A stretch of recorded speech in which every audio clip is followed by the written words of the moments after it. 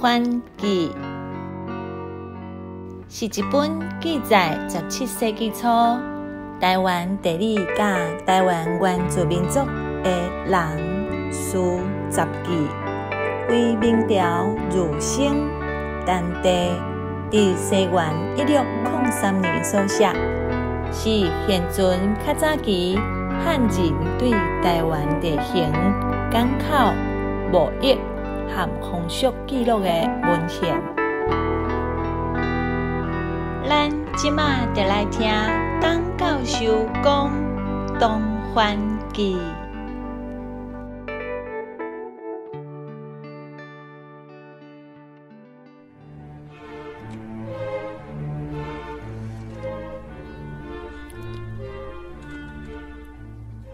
东番记》之10。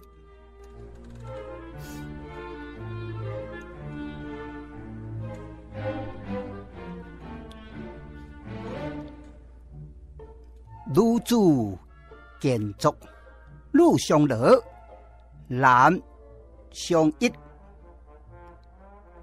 道积之禁严，有积乐有下，故也文不避，何积强？无干切，其有从无羁案，识地者。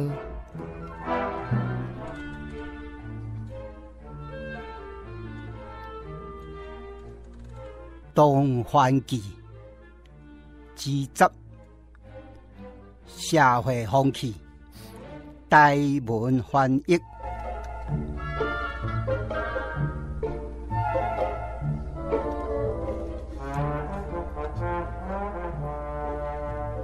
同番的查某人，拢真拍拼在做事，规工无用刺刺。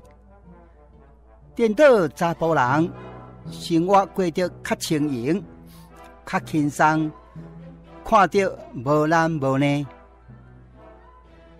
同番人严谨做贼，若违背触犯者，会受到抬头死刑的处罚。所以暗时啊，唔免关门，丢国囥伫顶斗。宫廷嘛，无人敢做贼偷摕。厝里敢若一张眠床，无设桌啊、椅啊的家具。做伙的时，拢直接坐伫涂骹开讲话先。